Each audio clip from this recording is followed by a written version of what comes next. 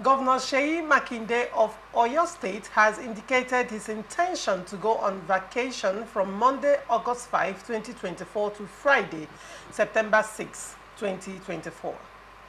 The governor's message was read on the floor of the House by the Speaker, Adebo Ogundoyin, during Thursday's valedictory plenary sitting in honor of Mrs. Makinde Awe, the clerk of the House, who is retiring from the state civil service.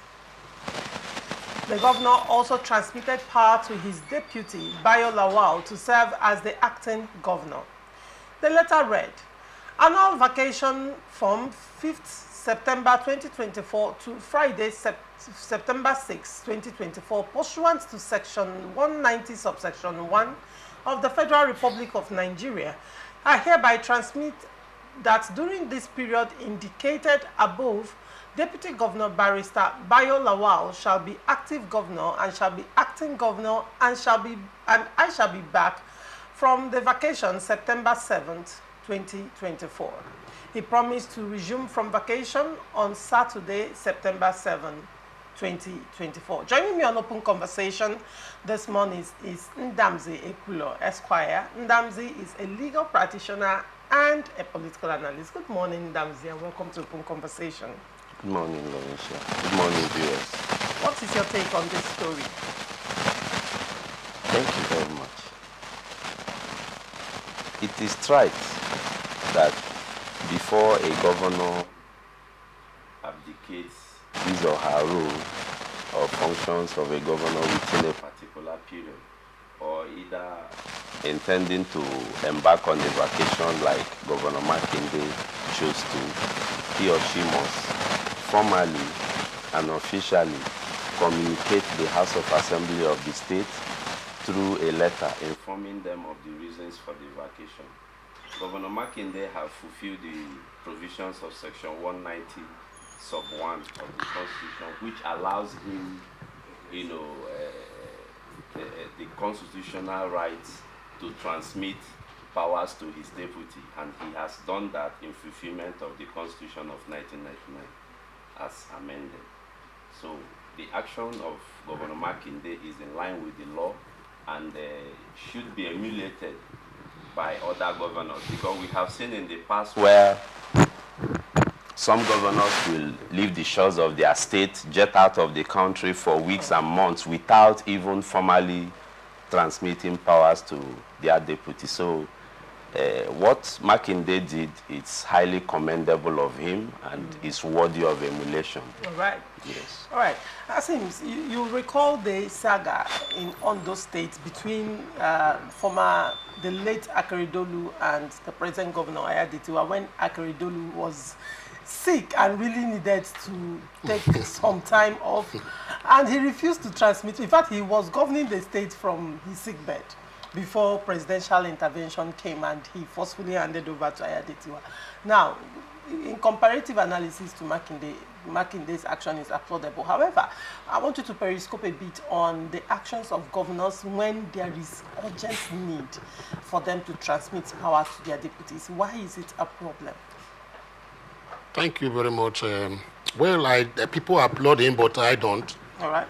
Because if a constitution imposes an obligation on you, you are bound to carry out that obligation without let or hindrance and without favor or anything you want to do, as the case may be.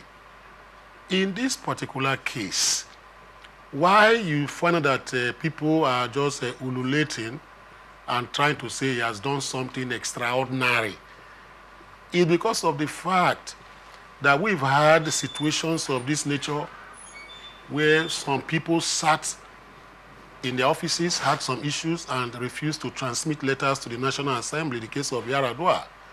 If you can imagine, you know what that caused the nation as at that time. We became a laughing stock in the Committee of Nations all over the world, because just for you to just transmit, you are not well, sickness is not something that is a curse. You know, it happens to anybody, and you're not feeling too fine, you cannot discharge your duties. You know, then you were supposed to transmit a letter under that Section 190, etc., as the case may be, and other laws.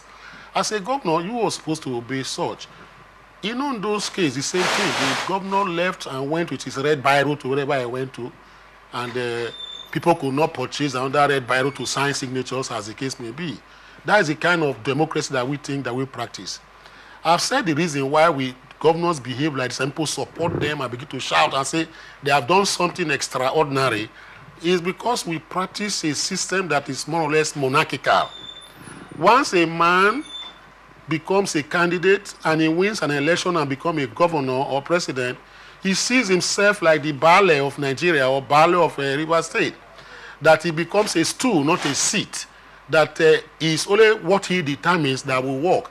He will not even look up to the constitution that brought him into power, and having sworn to that particular constitution that I will abide by the constitution, etc., as the case may be, they jettison the constitution. So that is why you have these kind of problems. Now, in Oyo State, it happened. It created a lot of political upheavals, within the state political polity, as the case may be. Now, Makinde, for me, he has done the needful. That is what the constitution says he should do. I will not give him a medal, for what he has done, because that is what ordinarily should be. He should set examples. If you look at the U.S., for instance, just lastly on this particular issue, you find that what happened, Joe Biden had issues.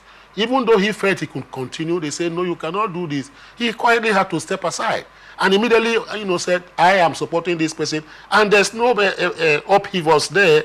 People are going. But here we see politics and, seat of power as a do or die thing that I must protect, with a Spanish armada around me. Anybody that wants to come and take it, the Serengeti kind of whatever. Once the lion gets, a kill, he goes around, can kill any other people to protect and eat and finish that particular meal. So these are the situations we find ourselves. It's unfortunate that we are celebrating things of this nature. Whereas 25 years of democracy, we should be talking more outside of all these things now, shenanigans that we have. So, well, it's a normal thing. Those who want to applaud him, they do that, but I will not. All right. It's a normal thing.